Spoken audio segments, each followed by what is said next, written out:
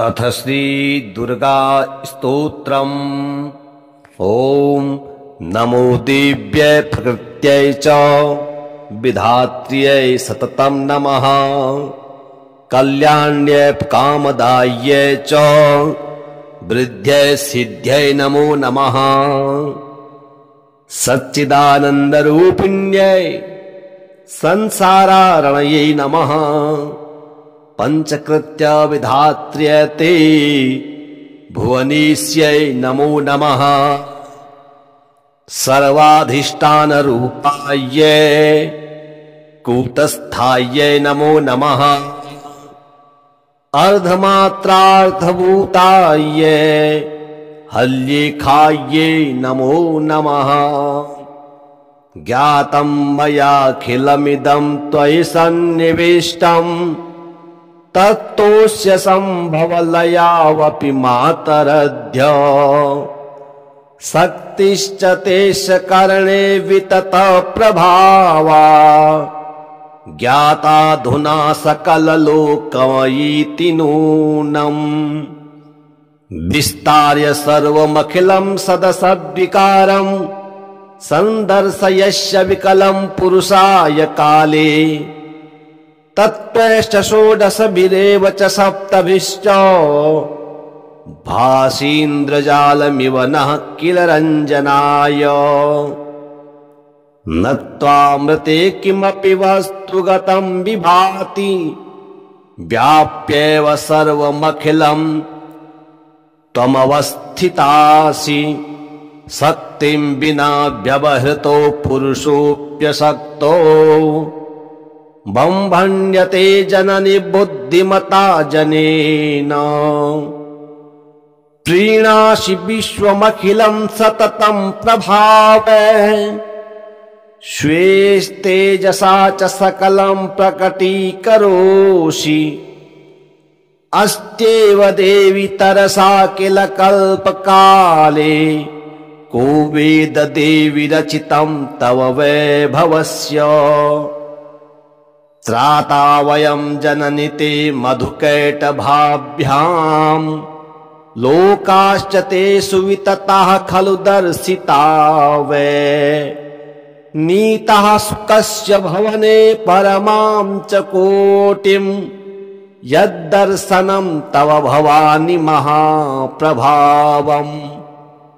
नाहं भवो न च विरिञ्चि वेदमातः कोऽन्यो हि वेत्ति चरितं तव दर्विभाव्यम्।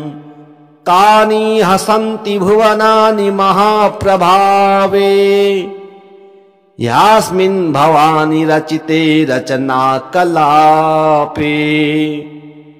अस्माभिरत्र भुवे हरिरन्य एव दृष्टः शिवः कमलजः प्रथितप्रभावः। अन्येषु देवि भुवनेषु न सन्ति किं ते किं विद्यदेवि विवतं तव सुप्रभावम्। याचेऽम्बतें घृमकमलं प्रणिपत्य कामम् चित्ते सदा वसतु रूपमिदं तवेतत्। नामापि वक्त्रकुहरे सततं तवैव सन्दर्शनं तव पदाम्बुजयोः सदैव। भृत्योऽयमस्ति सकलं मयि भावनीयम् त्वां सामिनीति मनसा ननु चिन्तयामि। एषा वयोरविरता किल देवि भूया व्याप्तिः सदैव जननी सुतयोरिवार्ये। त्वं वेत्सि सर्वमखिलं भुवन प्रपञ्चम् सर्वज्ञता परिसमाप्तिनितान्तभूमिः। किं पामरेण जगदम्ब निवेदनीयम् यद्धुत्माचर भवानि गते विगतं स्यात्। ब्रह्मा सृजत्यवयति विष्णुरुमापतिश्च संहारकारक इयं तु जने प्रसिद्धि। किं सत्यमेतदपि देवि तवीच्छया वै कर्तुं क्षमा वयजमे तव शक्तियुक्ता। ॐ नमो दिव्यै प्रकृत्यै च विधात्र्यै सततं नमः।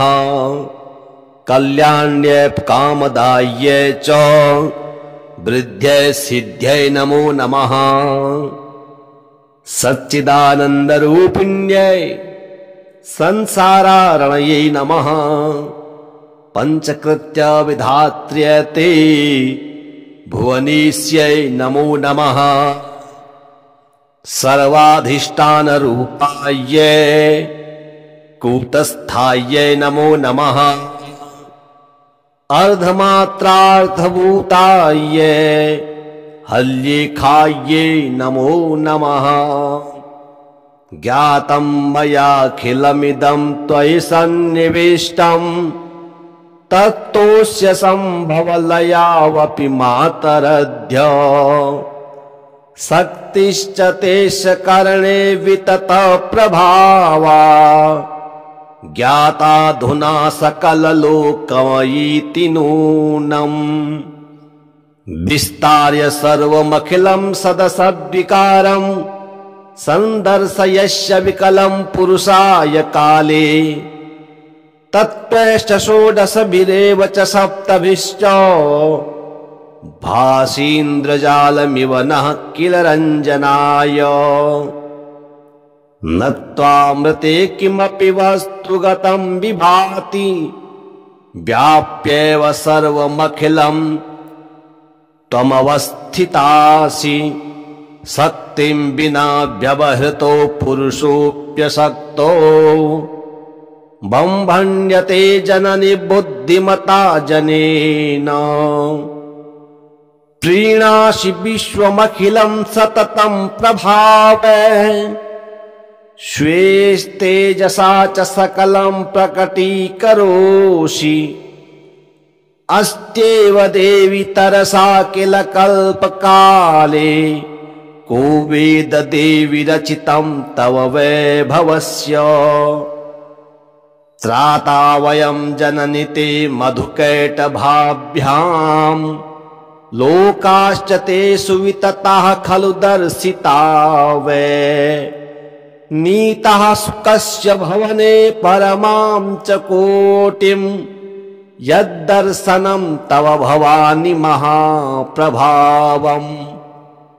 नाहं भवो न च विरिञ्चि वेदमातः कोऽन्यो हि वेत्ति चरितं तव दर्विभाव्यम्।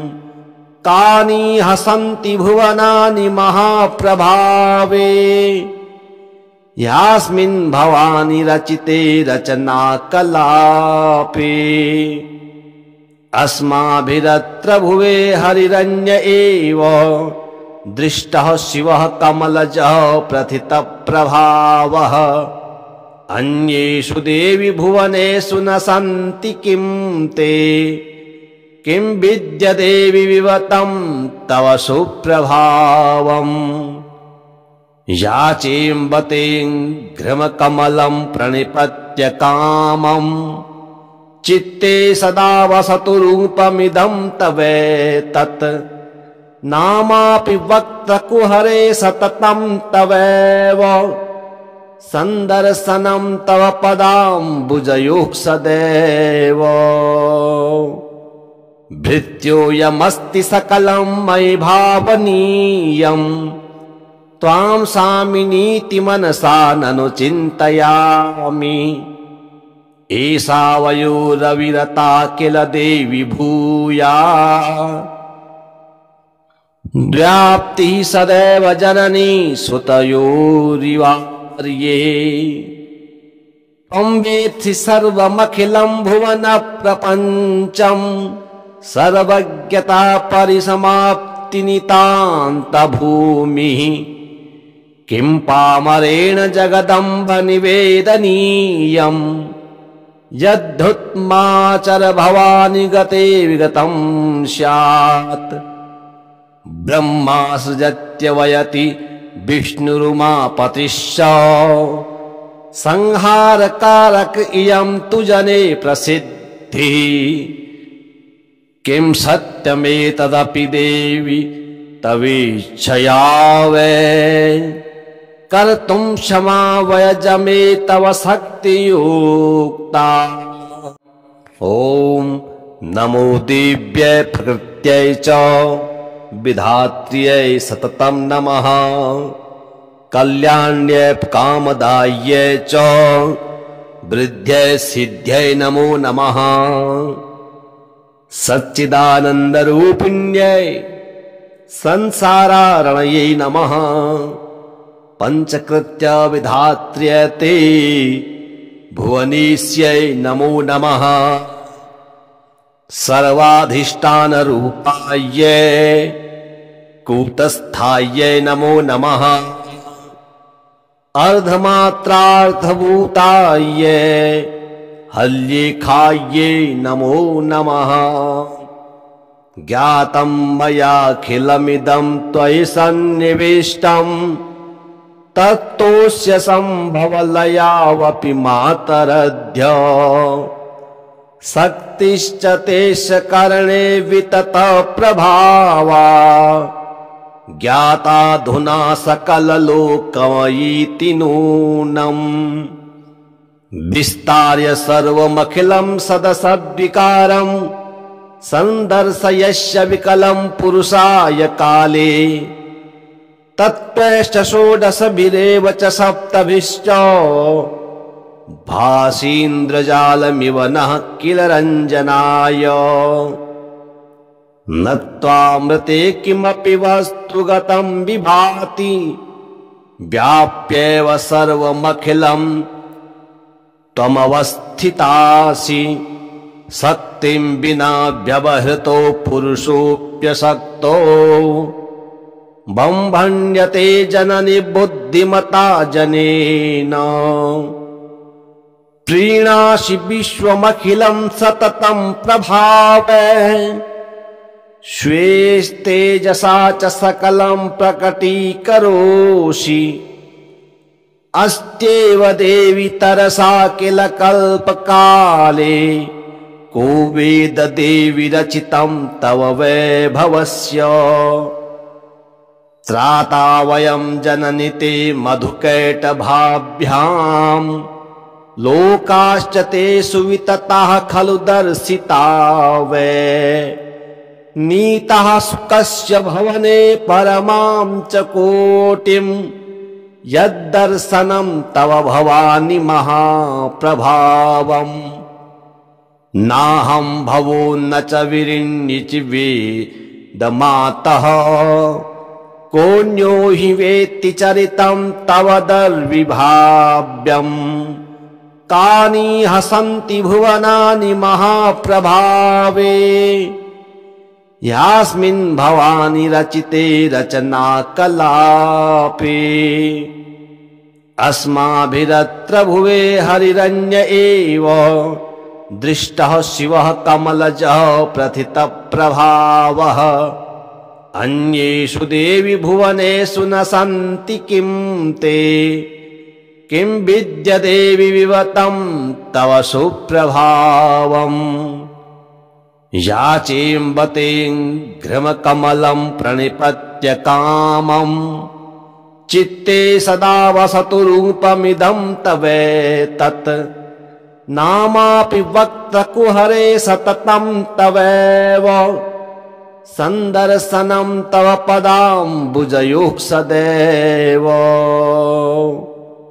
भृत्योऽयमस्ति सकलं मयि भावनीयम् त्वां सामिनीति मनसा ननु चिन्तयामि एषा वयोरविरता किल देवि भूया व्याप्तिः सदैव जननी सुतयोरिवार्ये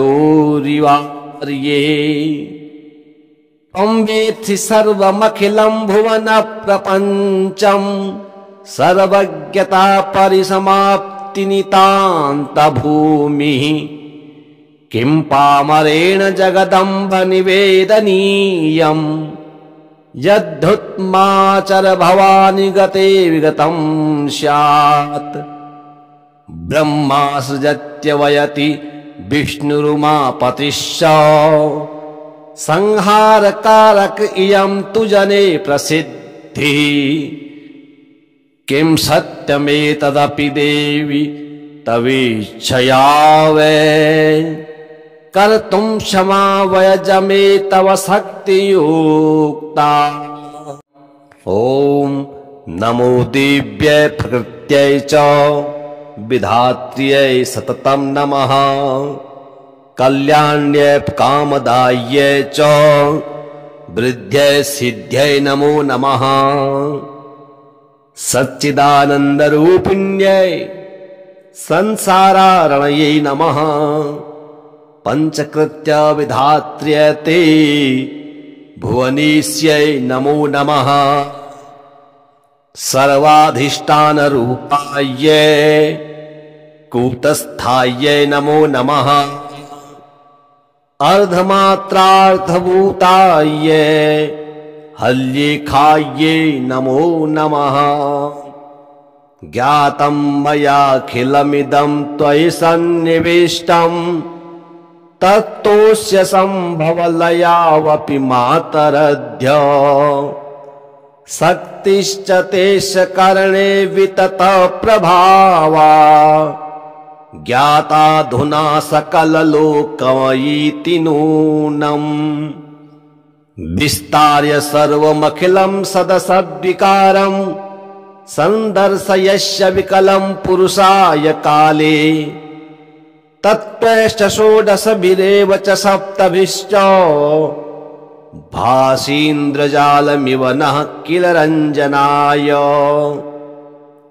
न त्वामृते किमपि वस्तुगतं विभाति व्याप्येव सर्वमखिलं त्वमवस्थितासि शक्तिं विना व्यवहृतो पुरुषोऽप्यशक्तो बम्भण्यते जननि बुद्धिमता जनेन प्रीणासि विश्वमखिलं सततं प्रभावै स्वेस्तेजसा च सकलं प्रकटीकरोषि अस्त्येव देवि तरसा किल कल्पकाले को वेद देवि रचितं तव वैभवस्य त्राता वयं जननि ते मधुकैटभाभ्याम् लोकाश्च ते सुवितताः खलु दर्शिता वै नीताः सुखस्य भवने परमां च कोटिम् यद्दर्शनं तव भवानि महाप्रभावम् नाहं भवो न च विरिञ्चि वेदमातः कोऽन्यो हि वेत्ति चरितं तव दर्विभाव्यम् तानि हसन्ति भुवनानि महाप्रभावे यास्मिन् भवानि रचिते रचना कलापे अस्माभिरत्र भुवे हरिरन्य एव दृष्टः शिवः कमलजः प्रथितप्रभावः अन्येषु देवि भुवनेषु न सन्ति किं ते किं विद्यदेवि विवतं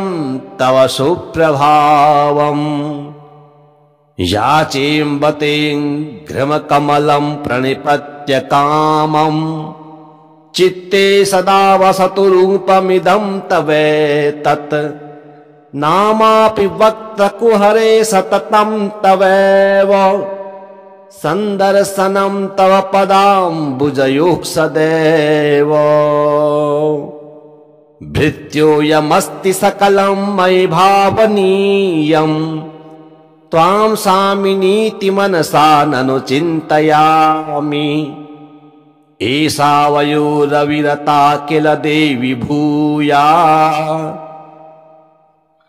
व्याप्तिः सदैव जननी सुतयोरिवार्ये त्वं वेत्सि सर्वमखिलं भुवन प्रपञ्चम् सर्वज्ञता परिसमाप्ति नितान्तभूमिः किं पामरेण जगदम्ब निवेदनीयम् यद्धुत्माचर भवानि गते विगतं स्यात् ब्रह्मा सृजत्यवयति विष्णुरुमापतिश्च संहारकारक इयं तु जने प्रसिद्धिः किं सत्यमेतदपि देवि तवीच्छया वै कर्तुं क्षमा वयजमे तव शक्तियुक्ता। ॐ नमो दिव्यै प्रकृत्यै च विधात्र्यै सततं नमः कल्याण्यै कामदायै च वृद्ध्यै सिद्ध्यै नमो नमः सच्चिदानन्दरूपिण्यै संसारारणयै नमः पंचकृत्य विधात्र्यै ते भुवनेश्यै नमो नमः सर्वाधिष्ठानरूपायै कूटस्थायै नमो नमः अर्धमात्रार्थभूतायै हल्येखायै नमो नमः ज्ञातं मयाखिलमिदं त्वयि सन्निविष्टम् तत्तोऽस्य सम्भवलयावपि मातरद्य शक्तिश्च तेष करणे वितत प्रभावा ज्ञाताधुना सकललोकमयीति नूनम् विस्तार्य सर्वमखिलं सदसद्विकारम् सन्दर्शयस्य विकलं पुरुषाय काले तत्त्वैश्च षोडशभिरेव च सप्तभिश्च भासीन्द्रजालमिव नः किल रञ्जनाय न त्वामृते किमपि वस्तुगतं विभाति व्याप्येव सर्वमखिलं त्वमवस्थितासि शक्तिं विना व्यवहृतो पुरुषोऽप्यशक्तो बम्भण्यते जननि बुद्धिमता जनेन प्रीणासि विश्वमखिलं सततं प्रभावै स्वेस्तेजसा च सकलं प्रकटीकरोषि अस्त्येव देवि तरसा किल कल्पकाले को वेद देवि रचितं तव वैभवस्य त्राता वयं जननि ते मधुकैटभाभ्याम् लोकाश्च ते सुवितताः खलु दर्शिता वै नीताः सुखस्य भवने परमां च कोटिं यद्दर्शनं तव भवानि महाप्रभावम् नाहं भवो न च विरिण्यचि वेदमातः कोऽन्यो हि वेत्ति चरितं तव दर्विभाव्यम् तानि हसन्ति भुवनानि महाप्रभावे यास्मिन् भवानि रचिते रचनाकलापे अस्माभिरत्र भुवे हरिरन्य एव दृष्टः शिवः कमलजः प्रथितप्रभावः अन्येषु देवि भुवनेषु न सन्ति किं ते किं विद्यदेवि विवतं तव सुप्रभावम् याचेऽम्बतें घृमकमलं प्रणिपत्य कामम् चित्ते सदा वसतु रूपमिदं तवेतत् नामापि वक्त्रकुहरे सततं तवैव सन्दर्शनं तव पदाम्बुजयोः सदैव भृत्योऽयमस्ति सकलं मयि भावनीयम् त्वां सामिनीति मनसा ननु चिन्तयामि एषा वयोरविरता किल देवि भूया व्याप्तिः सदैव जननी सुतयोरिवार्ये त्वं वेत्सि सर्वमखिलं भुवन प्रपञ्चम् सर्वज्ञता परिसमाप्ति नितान्त भूमिः किं पामरेण जगदम्ब निवेदनीयम् यद्धुत्माचर भवानि गते विगतं स्यात् ब्रह्मा सृजत्यवयति विष्णुरुमापतिश्च संहारकारक इयं तु जने प्रसिद्धिः किं सत्यमेतदपि देवि तवीच्छया वै कर्तुं क्षमा वयजमे तव शक्तियुक्ता। ॐ नमो दिव्यै प्रकृत्यै च विधात्र्यै सततं नमः कल्याण्यै कामदायै च वृद्ध्यै सिद्ध्यै नमो नमः सच्चिदानन्दरूपिण्यै संसारारणयै नमः पंचकृत्य विधात्र्यै ते भुवनेश्यै नमो नमः सर्वाधिष्ठानरूपायै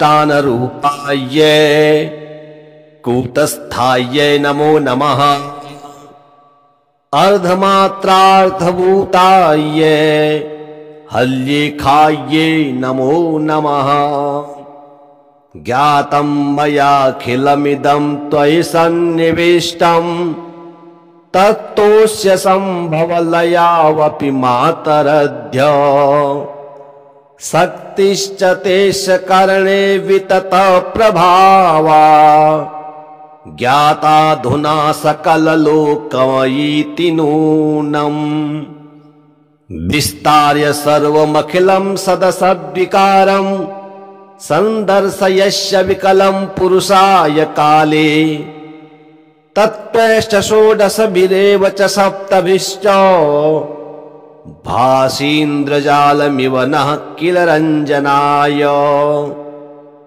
न त्वामृते किमपि वस्तुगतं विभाति व्याप्येव सर्वमखिलं त्वमवस्थितासि शक्तिं विना व्यवहृतो पुरुषोऽप्यशक्तो बम्भण्यते जननि बुद्धिमता जनेन प्रीणासि विश्वमखिलं सततं प्रभावै स्वेस्तेजसा च सकलं प्रकटीकरोषि अस्त्येव देवि तरसा किल कल्पकाले को वेद देवि रचितं तव वैभवस्य त्राता वयं जननि ते मधुकैटभाभ्याम् लोकाश्च ते सुवितताः खलु दर्शिता वै नीताः सुखस्य भवने परमां च कोटिम् यद्दर्शनं तव भवानि महाप्रभावम् नाहं भवो न च विरिण्यचि वेदमातः कोऽन्यो हि वेत्ति चरितं तव दर्विभाव्यम् कानि हसन्ति भुवनानि महाप्रभावे यास्मिन् भवानि रचिते रचनाकलापे अस्माभिरत्र भुवे हरिरन्य एव दृष्टः शिवः कमलजः प्रथितप्रभावः अन्येषु देवि भुवनेषु न सन्ति किं ते किं विद्यदेवि विवतं तव सुप्रभावम् याचेऽम्बतें घृमकमलं प्रणिपत्य कामम् चित्ते सदा वसतु रूपमिदं तवेतत् नामापि वक्त्रकुहरे सततं तवैव सन्दर्शनं तव पदाम्बुजयोः सदैव भृत्योऽयमस्ति सकलं मयि भावनीयम् त्वां सामिनीति मनसा ननु चिन्तयामि एषा वयो रविरता किल देवि भूया व्याप्तिः सदैव जननी सुतयोरिवार्ये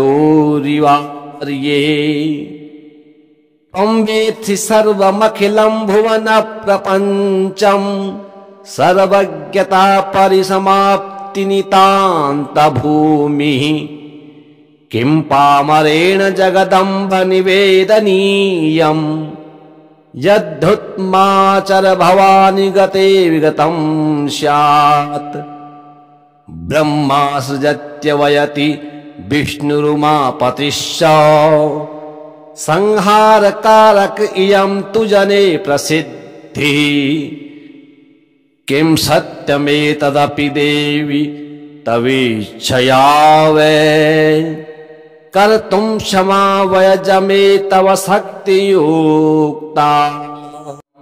ॐ नमो दिव्यै प्रकृत्यै च विधात्र्यै सततं नमः कल्याण्यै कामदायै च वृद्ध्यै सिद्ध्यै नमो नमः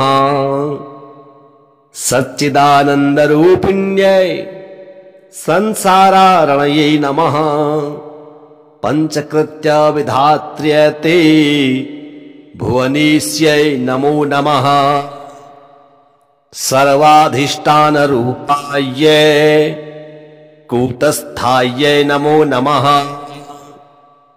अर्धमात्रार्थभूतायै हल्येखायै नमो नमः ज्ञातं मयाखिलमिदं त्वयि सन्निविष्टम् तत्तोऽस्य सम्भवलयावपि मातरद्य शक्तिश्च तेष करणे वितत प्रभावा ज्ञाताधुना सकललोकमयीति नूनम् विस्तार्य सर्वमखिलं सदसद्विकारम् सन्दर्शयस्य विकलं पुरुषाय काले तत्त्वैश्च षोडशभिरेव च सप्तभिश्च भासीन्द्रजालमिव नः किल रञ्जनाय न त्वामृते किमपि वस्तुगतं विभाति व्याप्येव सर्वमखिलं त्वमवस्थितासि शक्तिं विना व्यवहृतो पुरुषोऽप्यशक्तो बम्भण्यते जननि बुद्धिमता जनेन प्रीणासि विश्वमखिलं सततं प्रभावै स्वेस्तेजसा च सकलं प्रकटीकरोषि अस्त्येव देवि तरसा किल कल्पकाले को वेद देवि रचितं तव वैभवस्य त्राता वयं जननि ते मधुकैटभाभ्याम् लोकाश्च ते सुवितताः खलु दर्शिता वै नीताः सुखस्य भवने परमां च कोटिम् यद्दर्शनं तव भवानि महाप्रभावम् नाहं भवो न च विरिञ्चि वेदमातः कोऽन्यो हि वेत्ति चरितं तव दर्विभाव्यम् कानि हसन्ति भुवनानि महाप्रभावे यास्मिन् भवानि रचिते रचनाकलापे अस्माभिरत्र भुवे हरिरन्य एव दृष्टः शिवः कमलजः प्रथितप्रभावः अन्येषु देवि भुवनेषु न सन्ति किं ते किं विद्यदेवि विवतं तव सुप्रभावम् याचेऽम्बतें घृमकमलं प्रणिपत्य कामम् चित्ते सदा वसतु रूपमिदं तवेतत् नामापि वक्त्रकुहरे सततं तवैव सन्दर्शनं तव पदाम्बुजयोः सदैव भृत्योऽयमस्ति सकलं मयि भावनीयम् त्वां सामिनीति मनसा ननु चिन्तयामि। एषा वयोरविरता किल देवि भूया व्याप्तिः सदैव जननी सुतयोरिवार्ये। त्वं वेत्सि सर्वमखिलं भुवन प्रपञ्चं सर्वज्ञता परिसमाप्तिनितान्तभूमिः। किं पामरेण जगदम्ब निवेदनीयम् यद्धुत्माचर भवानि गते विगतं स्यात्। ब्रह्मा सृजत्यवयति विष्णुरुमापतिश्च संहारकारक इयं तु जने प्रसिद्धिः। किं सत्यमेतदपि देवि तवेच्छया वै कर्तुं क्षमा वयजमे तव शक्तियुक्ता। ॐ नमो दिव्यै प्रकृत्यै च विधात्र्यै सततं नमः। कल्याण्यै कामदायै च वृद्ध्यै सिद्ध्यै नमो नमः। सच्चिदानन्दरूपिण्यै संसारारणयै नमः। पंचकृत्य विधात्र्यै ते भुवनेश्यै नमो नमः। सर्वाधिष्ठानरूपायै कूटस्थायै नमो नमः। अर्धमात्रार्थभूतायै हल्येखायै नमो नमः। ज्ञातं मयाखिलमिदं त्वयि सन्निविष्टम् तत्तोऽस्य सम्भवलयावपि मातरद्य। शक्तिश्च तेष करणे वितत प्रभावा ज्ञाताधुना सकललोकमयीति नूनम्। विस्तार्य सर्वमखिलं सदसद्विकारम् सन्दर्शयस्य विकलं पुरुषाय काले। तत्त्वैश्च षोडशभिरेव च सप्तभिश्च भासीन्द्रजालमिव नः किल रञ्जनाय। न त्वामृते किमपि वस्तुगतं विभाति व्याप्येव सर्वमखिलं त्वमवस्थितासि। शक्तिं विना व्यवहृतो पुरुषोऽप्यशक्तो बम्भण्यते जननि बुद्धिमता जनेन। प्रीणासि विश्वमखिलं सततं प्रभावै स्वेस्तेजसा च सकलं प्रकटीकरोषि।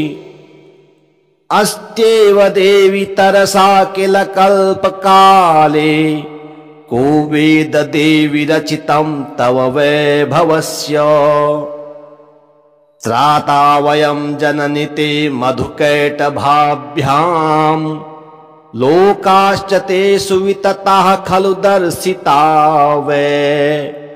नीताः सुखस्य भवने परमां च कोटिं यद्दर्शनं तव भवानि महाप्रभावम्। नाहं भवो न च विरिञ्चि वेदमातः कोऽन्यो हि वेत्ति चरितं तव दर्विभाव्यम्। तानि हसन्ति भुवनानि महाप्रभावे यास्मिन् भवानि रचिते रचनाकलापे।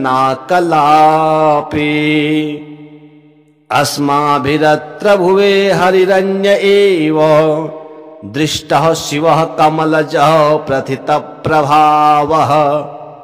अन्येषु देवि भुवनेषु न सन्ति किं ते किं विद्यदेवि विवतं तव सुप्रभावम्। याचेऽम्बतें घृमकमलं प्रणिपत्य कामम् चित्ते सदा वसतु रूपमिदं तवेतत्। नामापि वक्त्रकुहरे सततं तवैव सन्दर्शनं तव पदाम्बुजयोः सदैव भृत्योऽयमस्ति सकलं मयि भावनीयं त्वां सामिनीति मनसा ननु चिन्तयामि एषा वयोरविरता किल देवि भूया व्याप्तिः सदैव जननी सुतयोरिवार्ये